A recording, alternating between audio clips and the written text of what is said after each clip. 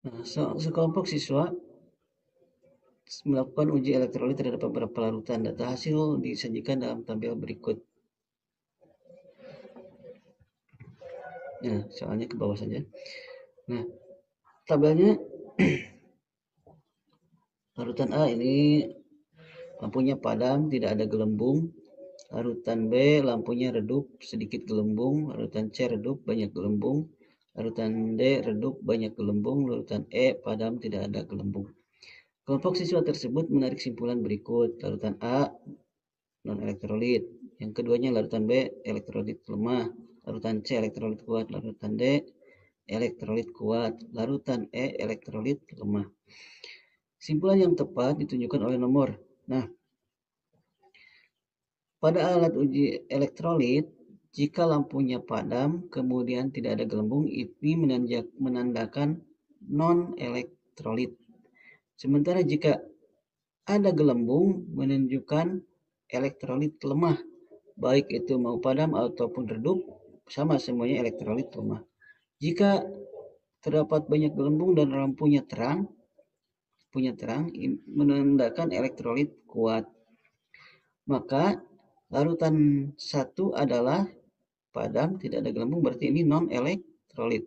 Jadi pernyataan yang nomor 1 ini, yang satu ini berarti betul.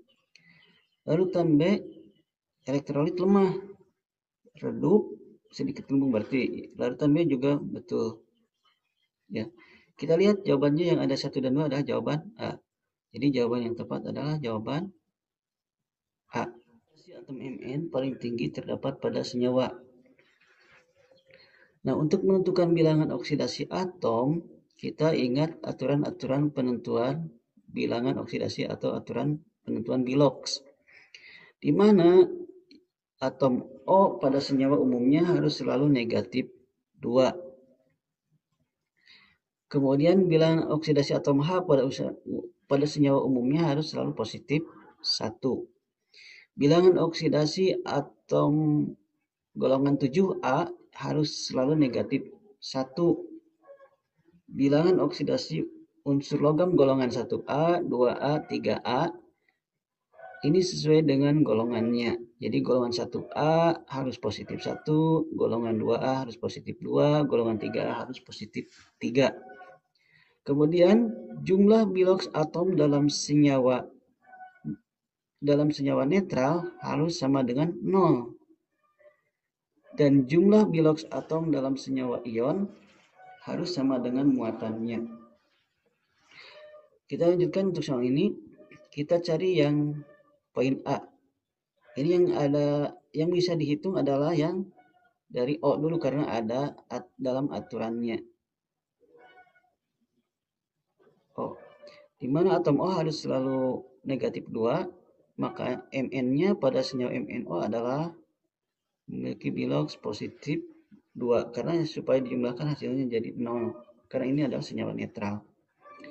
Kemudian yang B. Seperti biasa kita mulai dari O. O itu harus selalu negatif 2 kali 2 adalah negatif 4 dan K adalah unsur golongan 1A. Makanya harus positif 1. K positif 1, O2 negatif 4, maka Mn-nya harus supaya dijumlahkan jadi 0 adalah harus positif 3. 3. Kemudian yang C.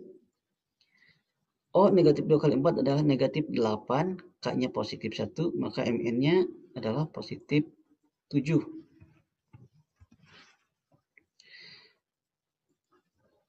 Kemudian yang D.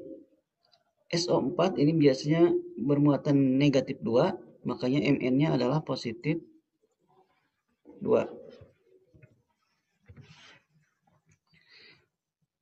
Yang E, MnCl2. Nah, Cl ini adalah unsur golongan 7A, di mana selalu negatif 1.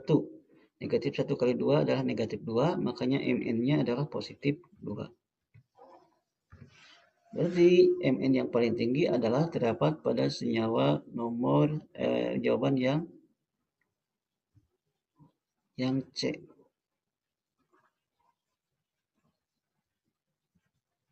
Ya, jawabannya yang C.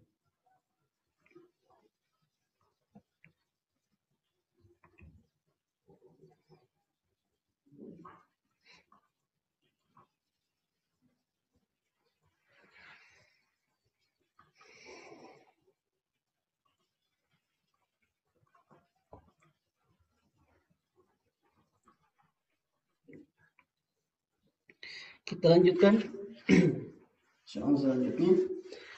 Seorang petani membeli sekarung pupuk. Pada kemasan pupuk tersebut tertulis K2PO4, atau ini lebih tepatnya harusnya K3PO4 karena K3PO4. Kenapa? Karena PO4 itu bermuatan 3-. Ini harusnya K3PO4. Nah, nama yang tepat untuk K3PO4 adalah, ini adalah tata nama senyawa biner. Nah, di mana urutan tata nama senyawa umumnya adalah kationnya dulu, kemudian diikuti oleh anion. Nah, kationnya pada senyawa ini adalah K3, di mana jika kita uraikan K3PO4 ini akan terbentuk menjadi 3K plus dan PO4 3-. K adalah unsur logam, makanya harus berakhiran Sementara PO4 adalah sisa asam oksibilok tinggi, makanya harus berakhiran at.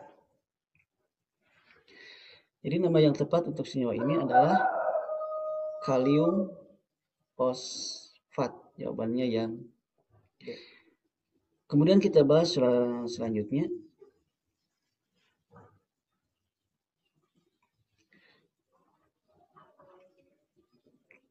Nah, unsur A dan B membentuk dua macam senyawa dengan komposisi sebagai berikut. Senyawa senyawa 1 ini massa A-nya 50%, massa B-nya 50%. Senyawa 2 massa A-nya 60%, massa B-nya 40%. Perbandingan massa A dalam senyawa 1 dan 2, massa A dalam senyawa 1 dan 2, jika massa B-nya tetap adalah, nah jika soalnya yang ditanyakan perbandingan massa A, jika massa B tetap, maka yang perbandingan massa B ini harus dibuat sama. Caranya adalah kita kalikan dengan faktor pembilang yang membuat ini sama. Makanya ini 50%, ini 40%, yang atas yang 50% kalikan dengan 4. Yang ini makanya massa A-nya akan jadi 5 kali 4 itu adalah jadi 200, akan jadi 200. Sementara massa B-nya 5 kali 4 juga akan jadi 200. Nah, yang senyawa 2, 60 kali 5 adalah jadi 300. Dan massa B-nya adalah 40 kali 5 jadi 200. Nah, jadi yang massa B-nya dibuat sama, yaitu 200 dan 200. Maka kita bandingkan, perbandingan massa A-nya itu adalah ternyata jadi 200 berbanding 300. 200 berbanding 300. Jika kita sederhanakan, perbandingannya adalah 2 berbanding 3. Jawabannya yang D. Fe diperoleh dengan mengolah mineral kalkopirit. Jadi rumus mineralnya CuFeS2.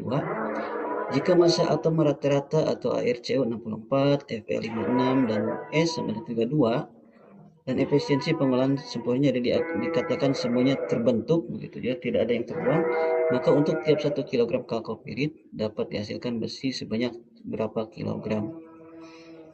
Pertanyaan seperti ini adalah kadar unsur dalam campuran. Karena yang ditanyakan dalam gram ya, ini pertanyaan kilogram. Harusnya dalam cara menghitungnya, kita hitung dulu Mr dari kalkopirit. Mr itu adalah jumlah Ar. Nah, berapa jumlahnya? Jumlah Mr-nya berarti 1 kali Cu yaitu 64. 4 ditambah dengan tambah dengan Fe 56, Ar-nya 56 ditambah 2 kali S, 2 kali 32 yaitu 64. Sama dengan 64, 84, 184. Jadi MR-nya adalah 184. Kemudian kita hitung kadar Fe-nya. Fe-nya berarti ARFE dibagi MR kali dengan 100%.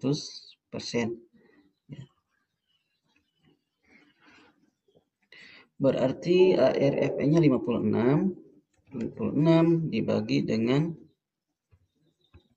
184 sama dengan